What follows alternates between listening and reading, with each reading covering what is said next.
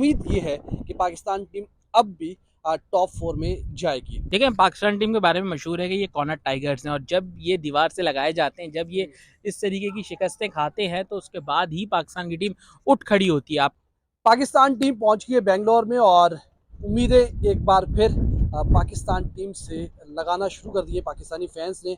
जो गुस्सा था, जो उनके अंदर जो है ना एक भड़ास थी, वो निकाल दी गई है और एक बार फिर टीम ग्रीन को सपोर्ट करना है। और उम्मीद ये है कि पाकिस्तान टीम अब भी टॉप 4 में जाएगी। मेरे साथ मौजूद है शाहजेब। मुख्तलिफ आप इनके जो सोशल मीडिया इनके पेजेस हैं, जर्नलिस्ट हैं, हर जगह इनको आप देखते रहते हैं मुख्तलिफ टीमों के साथ भी। शाहजेब, क्या देख रहे हैं पाकिस्तान टीम को? लगता है कि इतने बड़े मार्जिन के बाद, मतलब आप एशिया कप का आपका इतना बड़ा मार्जिन था, फिर उसके बाद 7 विकेटों से ये शिकस्त, इंडिया की शिकस्त यकीन तौर पर खिलाड़ियों को मेंटली कहीं ना कहीं जाकर लगती तो है। ऐसा तो है कि वो कहते हैं कि हमें प्रेशर नहीं होता, प्रेशर तो इस मैच का है।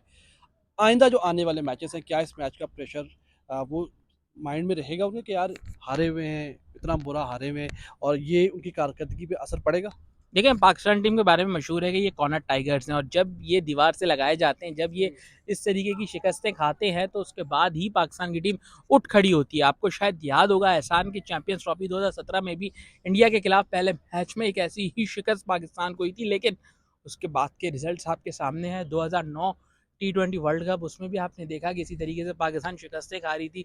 हम तो नहीं थे 92 में, लेकिन हमने सुना हुआ है कि उसमें भी शुरू में ऐसे ही पाकिस्तान टीम शिकस्तें खा रही थी। तो ये पाकिस्तान टीम के बारे में मशहूर है, जब जब पाकिस्तान टीम बुरा करती है उसके बाद कुछ तो बहुत ये अच्छा आने ज़रूरी है वाला है। कि पाकिस्तान टीम पहले बुरा करे और फिर उम्मीद लगाई जाए कि अच्छा करेगी। एक झटका चाहिए होता है, एक झटका बहुत ज़्यादा ज़रूरी होता है और वो झटका शायद पाकिस्तान टीम को लग गया है। वो कहते हैं ना कि हाँ। वोल्टेज का, वो कहते हैं ना कि शॉक लगता है तो उसके बाद होश आता है। तो वही सीन है कि शॉक लगा है, अब होश आ जाएगा और अच्छा परफॉर्म करेंगे। ठीक है, परफॉर्म करेंगे, ये तो हम उम्मीद लगाते हैं, लेकिन दूसरी टीम भी प्लान करके आती है। पाकिस्तान टीम की जो प्लेइंग 11 है, उसकी कुछ प्लानिंग नहीं लग रही। उसमें कुछ लग रहा है कि अभी तक वही माइंडसेट है जो कि एशिया कप से पहले था, फिर उसके दौरान था, उसके बाद था, अभी वर्ल्ड कप शुरू हो चुका है। एक हार, बहुत बुरी हार है मेरे नज़दीक, तो बहुत बुरी हार है।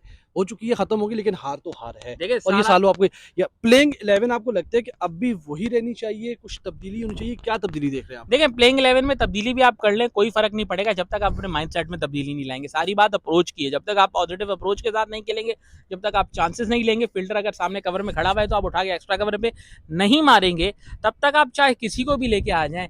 लेग स्पिनर भी अगर अपनी उस लाइन पे बॉलिंग नहीं करेगा तो फिर चाहे शादाब उसामा हो, कोई फर्क नहीं पड़ना। बात है सोच को तब्दील करने की, सोच को तब्दील करें।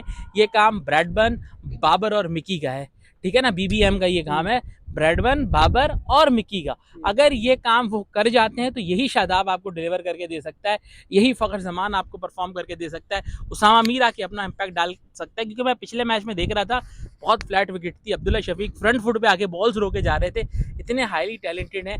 उन बॉल्स को उठा उठा के रोहित शर्मा ने मारा। हालांकि मैं कंपैरिजन नहीं करता, एक 17 साल का कैरियर और एक अभी लड़के ने अपना कैरियर स्टार्ट किया, बट एटलीस्ट एक पॉजिटिव मेंटेलिटी तो लाओ। कल देखो आप गुरबाज ने किस तरीके की बैटिंग की है, इब्राहिम ने कितना अच्छा कंपनसेट किया है। रोल क्लियर था, रोल डिफाइन था। आपको मैं मिसाल दे रहा हूँ, 12 ओवर में 100 रन कंप्लीट कर लिए थे उन्होंने अपने 12.4 ओवर्स में। गुरबाज 64 पे खेल रहा था, इब्राहिम जो है वो 24 पे खेल रहा था। टीम का 100 लगा हुआ था, दोनों को पता था कि मुन्ने मैंने क्या करना है, इसने क्या करना सही है। बात। अच्छा, चले, ये तो उनका माइंड सेट था। फिर पाकिस्तानी माइंड सेट पे बात होती है। पाकिस्तान अ, में पाकिस्तान वे पे बाबर और रिजवान स्लो खेल रहे थे, अपनी अपनी 50 कर रहे थे। हार्दिक पांड्या ने कहा है कि हमें लग रहा था कि हम मैच में नहीं जब तक ये दोनों खेल रहे, तो जिस तरीके से वो शॉट्स हमें नहीं लगा रहे थे। मैं नहीं बल्कि पूरा पाकिस्तान, आप भी ये समझते हैं कि जिस तरीके से उनकी वो अप्रोच रही है, जिस तरीके से वो स्लो खेलते रहे हैं, फिर बीच के ओवर्स में 20 से लेकर 29वें ओवर में जिस तरीके से उन्होंने डॉट बॉल्स खेली, 72 डॉट बॉल खेल के दोनों खिलाड़ी, तो ओवरऑल जो उनकी अप्रोच थी, वो अप्रोच भी तो आपको लगता है ना, कहीं न कहीं पाकिस्तान को पूरा मैच पे पीछे लेके चली गई थी। और जिसके बाद फिर एक के बाद एक आया गया। उनके आउट होने के बाद जो मैंने यही तो बात की ना हुँ, एहसान, इसी अप्रोच की तो मैंने बात की कि आप जब आप सेट गड़े हुए थे, हुँ, सामने आप देख रहे हैं फील्डर्स ऊपर हैं, आपको सिंगल नहीं मिल रही, तो फील्ड खोलने के लिए आप क्या करेंगे? आप अगर डॉट करते रहेंगे, बीच बीच में एक चौका मारते रहेंगे, तो सारा प्रेशर तो आप अपने ऊपर ले रहे हैं। बॉलर पे तो प्रेशर ही नहीं आ रहा, उसका दिल बड़ा हो रहा है। कुलदीप को 7 ओवर तक आपने कोई विकेट नहीं, 7वें ओवर में वो 2 विकेट ले गया, क्यों? बड़ा दिल करके बॉलिंग कर रहा था। क्यों? क्योंकि आपने उसकी लाइन खराब करने की कोशिश ही नहीं की। और उसका भी बताया जा रहा है कि वो पूरा एक प्लान करके आया था साउथ के खिलाफ, पूरा एक वो उसको ट्रैप किया, उसको फँसाया और उसको फिर खैर वो विकेट ले गया।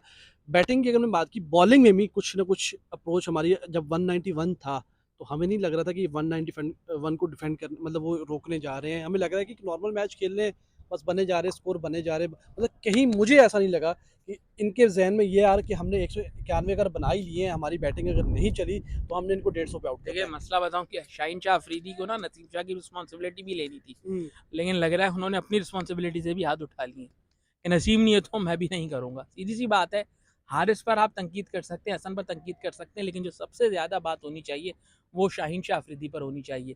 यहाँ पर उन्होंने अपना हाथ खड़ा करना था, उन्होंने नसीम का रोल भी फुलफिल करके देना हुँ। था कि हसन तुम मेरे साथ बॉलिंग कर रहे हो, तुम 2 साल के बाद वनडे में वापस आए हो, 3 साल के बाद, तुम्हें भी मैं सपोर्ट करूंगा। यहाँ तो वो खुद हसन और हारिस के सहारे चल रहे हैं। तो मैं तनकीद नहीं करना चाहता, लेकिन शाहीन को डिलीवर करना पड़ेगा। शाहीन जो इम्पैक्ट डालते हैं ना, शुरू से आके 2 विकेटें लेंगे, हुँ। फिर यही आपके हसन हारिस या स्पिनर्स होकर प्रेशर बनाएंगे। अच्छा, फास्ट बॉलिंग के साथ-साथ असल जो हमारा एक और कंसर्न है वो स्पिन बॉलिंग में भी है। कुछ अर्सा पहले तक माज़ी में जाएँ तो शादाब नवाज़ ने कई अच्छी जो पाकिस्तान की परफ़ॉर्मेंस दी है और कई मैचेस में जीत में अपना किरदार अदा किया है, चाहे वो बैटिंग के ज़रिए हो, चाहे वो बॉलिंग के ज़रिए हो। कहीं न कहीं अब आपको लग रहा है कि उनकी बैटिंग की वजह से, यार, कि बैटिंग इनको अच्छी आती है, थोड़ी बेहतर बैटिंग कर लेते हैं, इसलिए टीम में रहेंगे, और वो चीज़ जो उनका असल रोल था बॉलिंग का, वो अब पीछे चला गया है और हम्म, परफ़ॉर्मेंस दोनों की बिल्कुल सिफ़र हो चुकी है इस वक़्त, और अब तब्दीली नागुज़ीर है। उसामा को देख रहे हैं आप। बिट्स एंड पीसेस क्रिकेटर्स हैं दोनों, थोड़ा बैटिंग में कर लिया, थोड़ा बॉलिंग में कर लिया। किसी नवाज बैटिंग करेंगे, मैं तो मिठाई बांटूंगा नेशनल स्टेडियम में। खैर, कैपेबल है, 187 रन की इनिंग्स भी उन्होंने हुँ, खेली हुई है। अगर हम बात करें नेशनल वनडे कप की, कर सकते हैं, लेकिन कर नहीं रहे ना। मसला ये है कि अब वक्त आ चुका है कि आपने इन दोनों की जगह पर उसामा मीर को खिलाना होगा। मोर लाइकली शायद आपको अबरार अहमद को भी खिलाना था, मगर अबरार अहमद को आप कैसे खिलाएंगे? हुँ। वो तो सिचुएशन बन नहीं सकती। तो अब बारी आ चुकी है, मेरे ख्याल से आपको उसामा अगर बेंगलोर में ना खेलते हुए नजर आए, तो चेन्नई में आपको अफगानिस्तान के खिलाफ नजर आएंगे। बेंगलोर का ग्राउंड थोड़ा छोटा होता है, लेग स्पिनर्स को ज़्यादा मार पड़ती है, बैटिंग विकेट है, वहाँ पर 350 वाला मैच होना है। तो लग रहा है कि बाबर इतना बोल्ड फ़ैसला कर पाएँगे जिसके ऊपर काफ़ी ज़्यादा तनकीद हुई उनके ऊपर, बाबर का कि शायद। फैसला नहीं है, फोर्स डिसीजन होगा जो उनको अब करना ही पड़ेगा। वो कहते हैं ना कि उन्होंने अपने हाथ में चीज़ें रखी थी, लेकिन जब हाथ से निकल जाएँ तो फिर ये डिसीजन होते हैं। तो ओवरऑल आपको लग रहा है कि इस दफ़ा कुछ तब्दीलियाँ होने जा रही हैं, कुछ एक ज़्यादा नहीं तो एक तब्दीली हमें लगेगा। मुझे बस ये लग रहा हाँ। है कि पाकिस्तान की टीम अच्छा करने जा रही है और सेमीफाइनल खेलेगी पाकिस्तान। और लास्ट जाते-जाते फ़खर ज़मान लगता है कि इमाम की जगह वापस आना चाहिए उनको, या फिर इमाम हो या फ़खर हो, एक सिक्के के दो रुख है। यार, मसला ये है कि फ़खर ज़मान चेन्नई में क्या करेंगे, मुझे ये समझ में नहीं आ रहा। अगर उनको वापस ले आए तो बेंगलोर में तो वो कर लेंगे। चेन्नई में शायद इमाम 20-30 रन बना ले, लेकिन फ़खर का मुझे मुश्किल लग रहा है कि चेन्नई में यार, विकेट इमाम भी में। तो अपना खेल जाता है ना, जिस तरीके से वो लेकिन आता है आके आहिस्ता-आहिस्ता टक, यहाँ टक, एक टक, दूसरी टक, टक। थॉट आ रही है कि आगा सलमान को ओपन करवाएं आप, या बाबर आजम ओपन पे आ जाएं, साउथ को वन डाउन पर कर दें आप, बीच में आगा को डाल दें, यार, या ये फिर एक्सपेरिमेंट का टाइम तो नहीं है ना एटलीस्ट। लेकिन मसला ये है ना कि जब दोनों कुछ हाँ। ना कर रहे हो तो फिर कुछ तो करना पड़ेगा ना।